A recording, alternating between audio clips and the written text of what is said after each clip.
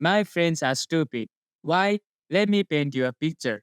A month ago, my friends and I argued. We were talking about the goat of each anime genre. No surprises when everyone said One Piece with Sonin. Senin was in between of Vinland Saga, Berserk, and Oyasumi Punpun. We did the same for romance, harems, and ecchi. Although there were some disagreements, many of our answers overlapped. Though any anime chat wouldn't be complete without diving into the world of Isekai. Many of us talked about Konosuba and Slime, although Musoku Tensei was easily everyone's favorite. I had no qualms about the entries, but the whole time I felt something was missing. Then I realized nobody uttered my goat, my Messi, my MJ of the genre, Rezero. When I spoke of this to the collective, well, I was clowned. Dare even say bullied by my so-called friends. Everyone screamed Meet Zero to my face every day, and I was dumbfounded. It never crossed my mind that my top three isekais, laid out as ReZero, Musoku Tensei, and Konosuba, weren't popular choices. Among 10-15 people, only one had ReZero at top. Others didn't even add it to the third spot. I was so confused that I started researching how popular ReZero is. It felt like I was gaslighted into believing ReZero was not popular. Compared to my class goat, Musoku Tensei, clearly ReZero had more scores on my anime list. Every year I see a dedicated fanbase to ReZero. I came down to two reasons for not believing in the gospel, which is ReZero. The first reason is they're just pussies. They can deal with this or this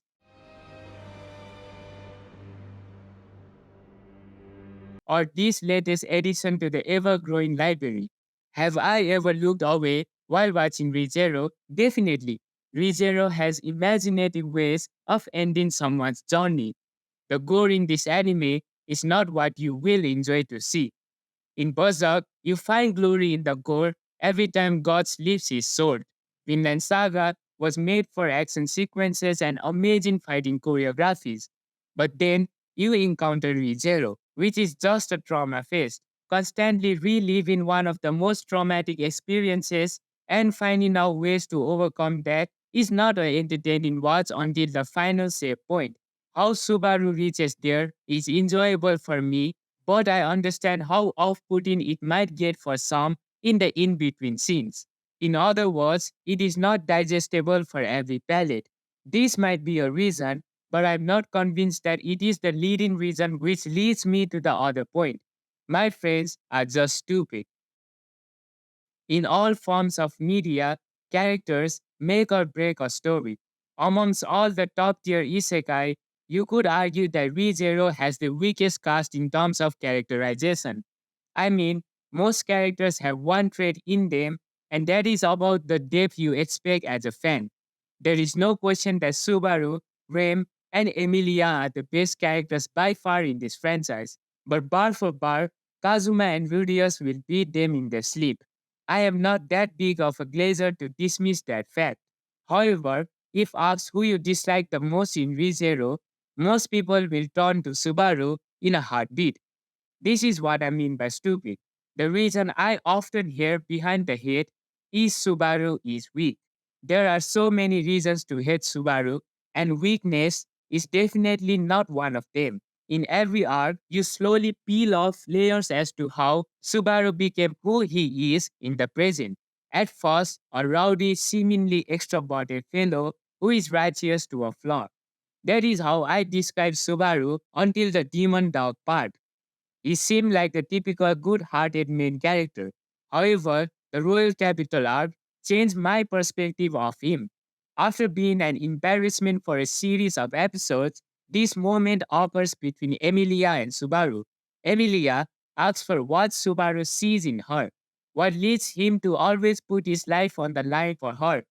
With frustration and humiliation piling inside him, he just snaps. どうにかなった俺がいなければもっとひどいことになってた全部みんな俺 This moment was one of the worst watching experiences I ever had.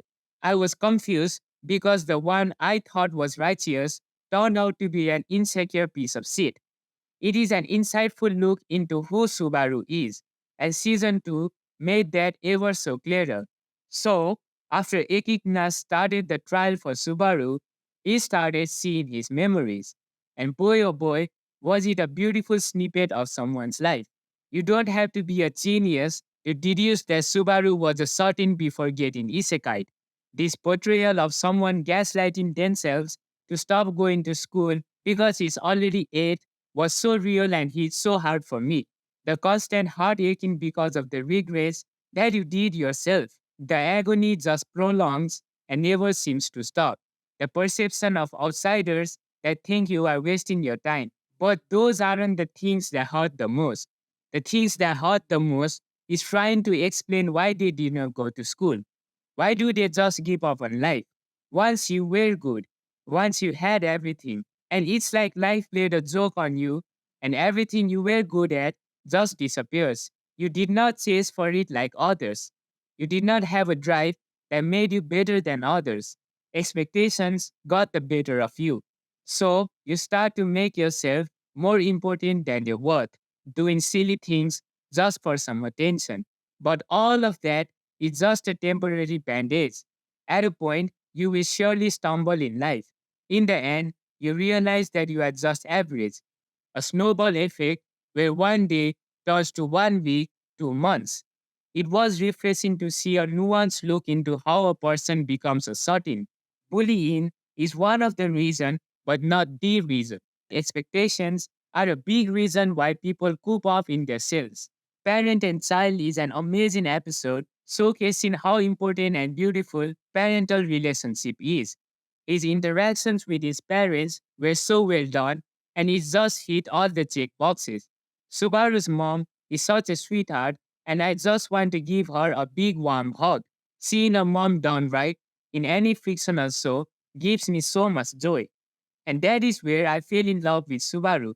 From the very first episode, he was trying to be the main character despite any abilities backing up for it.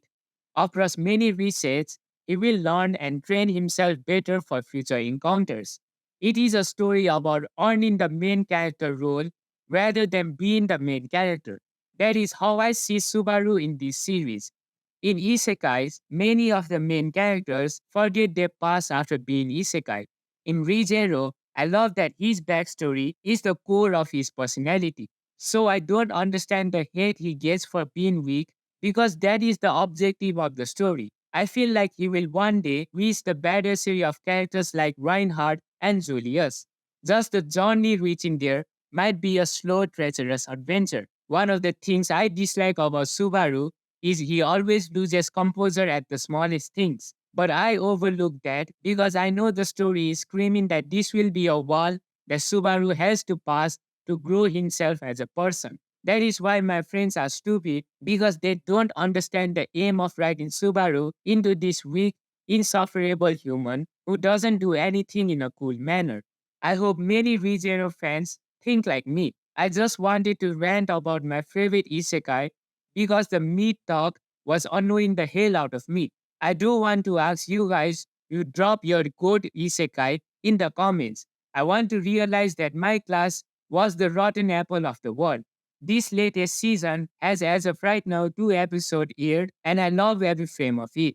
The new scenes, Wrath and Great, introduce our curious individuals whom I would love to know more about. The setting is amazing as well because even I was getting tired of seeing the century for an entire season. The new Venice inspired city is refreshing for the eye. Also, I enjoyed the relationship between Betty and Subaru. Never knew I needed it, but happy that I got it. Now that the Harem King has kidnapped Emilia, I would be curious how they defeat such powerful opponents. Rat's manipulation abilities are a head scratcher, and the greed guy seems to be Gilgamesh reincarnated, arrogant but powerful to back up the confidence. Love to see Garfield's side plot building up as well. I will make season 3 video review as a whole. I have enjoyed watching everything about it, but for now, this will be Dungeon signing out.